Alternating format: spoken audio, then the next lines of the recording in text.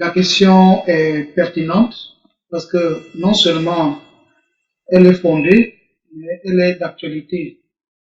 Et ce n'est que la continuité de ce que nous, religieux, nous avions déjà dénoncé il y a quelque temps. Premièrement, la dépénalisation de l'adultère, pour laisser la liberté à chaque femme ou à chaque homme et de ne pas être convaincu du péché, c'est-à-dire le péché d'infidélité. Or, l'éthique protestante, la doctrine chrétienne demande que dans un couple, il y ait plus de fidélité mutuelle. Deuxièmement, la dépénalisation de l'homosexualité. Ça veut dire que plutôt que cela soit un simple geste, ça doit être juste un simple geste, considérer l'homosexualité comme une pratique normale et que, en principe, ni les conventions sociales ni la société ne devraient en aucun cas réprimer cet acte avant qui était tout à fait ignoble, mais qu'on doit considérer aujourd'hui comme un acte normal. Ça veut dire que sur le plan pénal, nous n'avons rien à dire. C'est-à-dire, on n'a pas à condamner les homosexuels ni à leur demander quoi que ce soit. Et le troisième acte ici, après l'adultère, après l'homosexualité, c'est la manière dont on va tordre le sens d'égalité. Parce que lorsqu'on parle d'égalité du point de vue biblique, on vous dit d'ailleurs que Dieu créa l'homme et la femme. Il les créa mâle et femelle, c'est la première chose. Et la deuxième chose dans le récit de la création, on vous dit qu'il tira par la côte de l'homme pour refaire la femme. Et ça, c'est en termes de complémentarité. Puisque cela a été fait à la demande de l'homme pour dire qu'il n'est pas complet, il faut nécessairement cette complétude. C'est à ce niveau que Dieu a répondu à la demande de l'homme pour lui donner la femme, en le faisant d'abord dormir, et puis il est devenu côte, os de ses os et côte. Ça veut dire qu'il n'y a pas seulement de rapport d'égalité, mais il y a aussi un autre rapport, c'est la complémentarité. Ça veut dire quoi? Ça veut dire que hommes et femmes, c'est comme deux ailes d'un albatros, d'un oiseau, qui font l'équilibre de l'humanité. Autrement dit, si l'humanité voudrait se développer, voudrait progresser, ça ne saurait se faire uniquement avec le genre masculin. Il faut nécessairement que les hommes et les femmes construisent ensemble la société. Maintenant, la confusion et l'amalgame qui est entretenu par les textes de loi aujourd'hui voudrait faire croire que si on enlève la notion d'autorité à l'homme et qu'on confie à la femme, car ça permettrait nécessairement l'équilibre.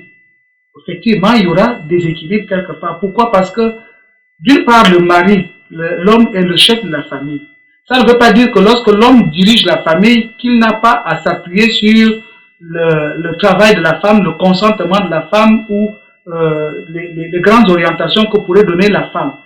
La notion de chef veut dire que trancher en dernier ressort après avoir consulté la femme. Or, aujourd'hui, lorsque nous mettons en place un texte de loi, ce texte de loi doit d'abord s'appuyer sur la culture locale, sur le background culturel. Est-ce que dans nos cultures africaines, gabonaises, une telle attitude est possible? Nous pouvons être femmes, nous pouvons être zébi, nous pouvons être miennes, et ainsi de suite. Je ne vois en aucun cas dans une ethnie du Gabon cette attitude rendue possible, dans ce sens que c'est la femme qui décide en dernier lieu. C'est la première chose. Deuxièmement, nous sommes de tradition, je dis religieuse. Quelles que soient les religions que nous avons au Gabon, que ce soit des religions locales, que ce soit des religions importées, je ne vois en aucun cas la femme décider en dernier ressort. Ça veut dire quoi? Ça veut dire que c'est une mauvaise compréhension des droits que nous voulons au niveau des femmes, au niveau des droits des femmes. Ça veut dire quoi? Ça veut dire que c'est une mauvaise compréhension une confusion, cet amalgame que l'on entretient dans les droits des femmes et dans l'égalité homme-femme. C'est pour dire que je pense et je trouve que, premièrement, si on met le problème sur le tapis, actuellement au niveau de l'Assemblée, moi je ne doute pas que ce texte va être voté d'une manière mécanique. Ça, ce n'est pas le problème, puisqu'ils ont l'habitude de faire ce forcing. Ils ont l'habitude de faire ce forcing. Je ne doute pas que ça ne va pas être voté, mais nous ne faisons qu'attirer l'attention des décideurs, des dirigeants aujourd'hui, pour dire que, en fait, les lois qu'ils prennent, ces lois-là, est-ce que ça cadre avec le contexte local, avec le contexte culturel, avec les religions que nous avons qui prônent non seulement l'égalité, mais la compréhension, c'est-à-dire d'une manière consensuelle. Est-ce qu'il faut nécessairement inscrire dans les textes de loi que désormais c'est la femme qui va être chef de famille? Je sais qu'à certains égards, la femme peut devenir chef de famille lorsque non seulement on perd le mari, ou que la femme arrive, ou que l'homme se retrouve dans une situation de déficience, que ce soit physique, que ce soit psychologique. Ça, la femme peut prendre le relais par rapport à la femme. Mais aujourd'hui, est-ce qu'ils ont mesuré les conséquences pour donner à la femme la possibilité de prendre des décisions en dernier recours? C'est la première chose. La deuxième chose, c'est que est-ce qu'ils ont mesuré les conséquences dans ce sens que, par exemple, au niveau de la mutualisation des moyens, est-ce que les moyens, on va encore regarder les moyens de l'homme uniquement, ou bien on devra regarder aussi les moyens de la femme? Ça veut dire que l'égalité devrait faire en sorte qu'on produise d'autres textes de loi pour permettre à ce qu'on arrive aussi à mutualiser les moyens financiers. Et que ces moyens-là, en comptabilisant les moyens de la femme et les moyens de l'homme, c'est ce qui doit construire le foyer. Est-ce qu'on a regardé tout cela?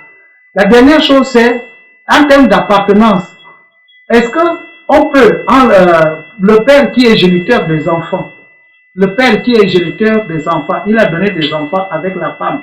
Est-ce qu'on devra, en même temps que les enfants doivent porter le nom du père, est-ce que les enfants devront aussi porter le nom de la mère? Vous voyez, ce sont des problèmes que ça va soulever.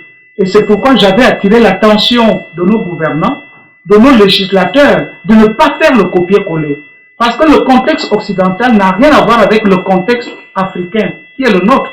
Donc, lorsqu'on veut s'inscrire dans une logique mondiale, en termes de globalisation, je sais que l'idéologie qui sous-tend de telles actions vient d'un courant qu'on appelle le New World Order, c'est-à-dire le nouvel ordre mondial, qui voudrait à tous les niveaux intégrer sur le volet juridique tous les différents pans pour casser la cellule familiale. Je ne veux pas relever tout ce que nous avons déploré sur le plan religieux, mais on a comme l'impression que nous sommes en présence d'un athéisme, pas seulement vulgaire, mais un athéisme qui ne dit pas son nom, où on appelle ça l'antinomisme.